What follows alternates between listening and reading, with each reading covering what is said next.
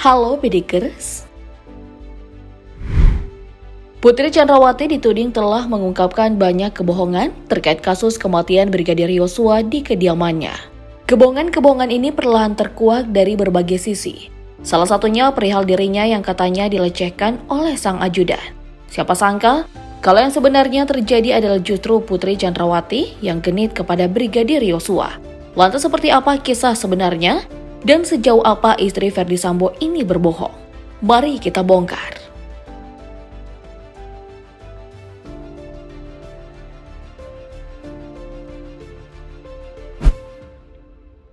Fakta baru terungkap melalui Barada Richard Eliezer atau Baradae terkait kesaksian pengacara keluarga Brigadir Yosua, Kamarudin Simanjuntak. Adapun Kamarudin Simanjuntak diperiksa sebagai saksi perdana dalam agenda pemeriksaan saksi dalam kasus pembunuhan berencana terhadap Brigadir Yosua. Dalam kesaksiannya, Kamarudin mengungkapkan sejumlah pernyataan. Di antaranya adalah Putri Chandrawati yang turut serta menembak Brigadir Yosua dengan menggunakan senjata api buatan Jerman. Kamarudin juga mengungkapkan adanya aksi Putri yang menggoda Brigadir Yosua hingga Kuat Maruf yang memegang sebilah pisau dan mengerahkannya kepada Brigadir Yosua. Kamarudin Simanjuntak dengan tegas mengatakan bahwa Putri Chandrawati telah sengaja menggoda Brigadir Yosua, namun gagal total. Lebih lanjut, Kamarudin mengatakan bahwa Putri telah menaruh hasrat pada sang ajudan, namun niat Putri ini disebut tidak kesampaian.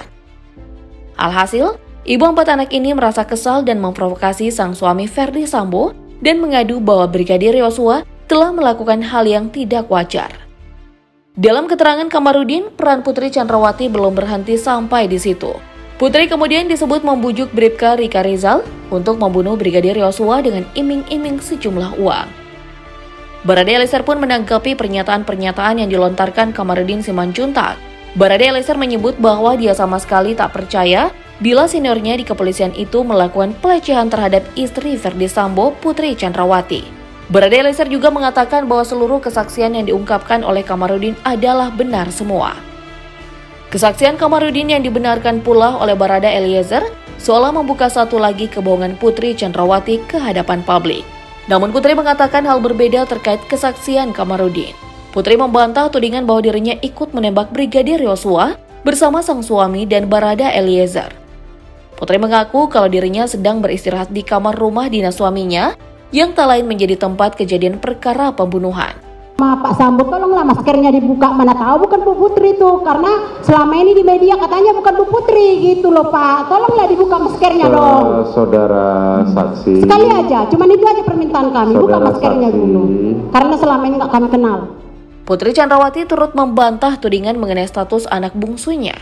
Sebelumnya, kakak Brigadir Yosua, Yuni Artika menyebutnya bahwa Putri pernah meminta adiknya untuk mencarikan anak laki-laki dari keluarganya.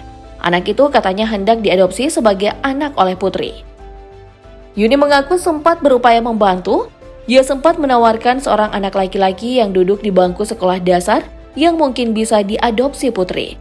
Namun kata Yuni, Putri dan sang suami tak berkenan. Akhirnya, keluarga Brigadir Yosua tak lagi ikut campur tangan mengenai adopsi anak. Pernyataan Yuni pun ini dibantah oleh Putri. Putri mengaku tak pernah meminta bantuan Yosua soal adopsi anak.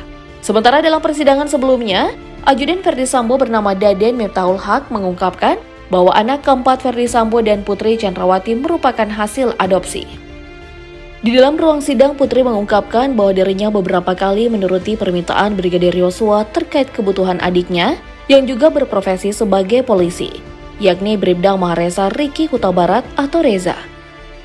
Menurut Putri, Brigadir Yosua pernah meminta bantuan untuk memindahkan Reza ke Polda Jambi agar lebih dekat dengan orang tua.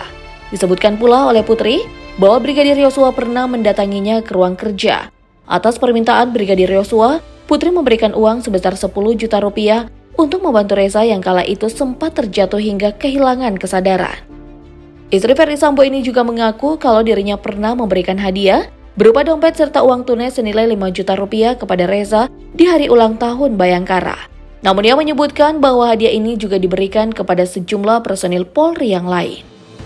Dalam pernyataannya, Putri Chandrawati juga menjawab perihal pemberian baju koko ke Brigadir Yosua yang oleh Kamarudin Simanjuntak disebut spesial karena harganya mencapai 1 juta rupiah.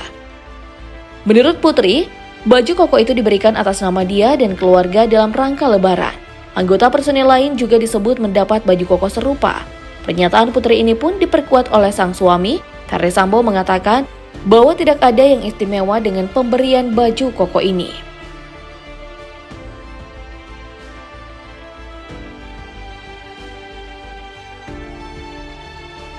Sejak awal pasangan Ferdy Sambo dan Putri Chandrawati telah terbukti menyebarkan kebohongan di balik fakta meninggalnya Brigadir Yosua.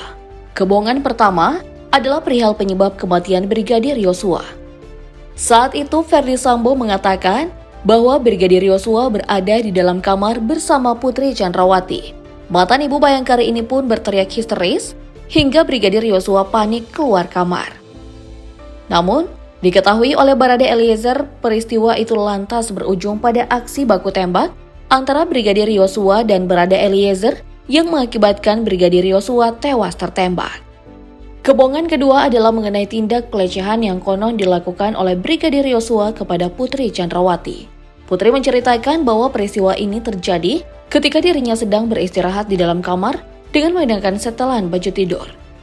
Brigadir Yosua lalu memasuki kamar pribadi atasannya dan melakukan tindakan tidak terpuji seperti meraba paha sampai mengenai kemaluan Putri Chandrawati. Sontak, Putri terbangun dan berteriak. Putri juga menceritakan bahwa dalam kondisi ini, Brigadir Yosua justru menodongkan senjata api miliknya. Brigadir Yosua juga disebut mencekik dan memaksa Putri untuk membuka kancing baju. Putri yang berteriak semakin histeris, lantas membuat Brigadir Yosua panik dan berjalan keluar kamar. Kebohongan terus berlanjut. Ferdy Sambo juga berbohong di hadapan para anak buahnya mengenai isi rekaman CCTV. Mantan perwira polisi ini juga mewanti-wanti kepada bawahannya agar rekaman CCTV yang memperlihatkan Brigadir Yosua masih hidup tidak tersebar. Tak berhenti sampai di situ, Ferdy Sambo juga memerintahkan AKBP Arif untuk menghapus seluruh rekaman CCTV dengan menggunakan alasan demi sang istri yang telah dilecehkan oleh ajudannya.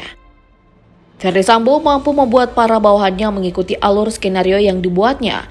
Kini, kasus kematian Brigadir Yosua telah menyeret 11 orang terdakwa. 4 orang menjadi terdakwa kasus pembunuhan berencana, yakni Putri Chandrawati, Richard Eliezer atau Barada E, Ricky Rizal atau Bribka RR, dan Kuat Ma'ruf. Lalu 6 orang menjadi terdakwa obstruction of justice atau peringatan penyidikan, yaitu Brigjen Hendra Kurniawan, Kombes Agus Nurpatria, AKBP Arif Rahman Arifin, Kompol Baikuni Wibowo, Kompol Cuk Putranto, dan AKP Irfan Widianto. Sementara Ferdy Sambo menjadi terdakwa perkara pembunuhan berencana sekaligus obstruction of justice.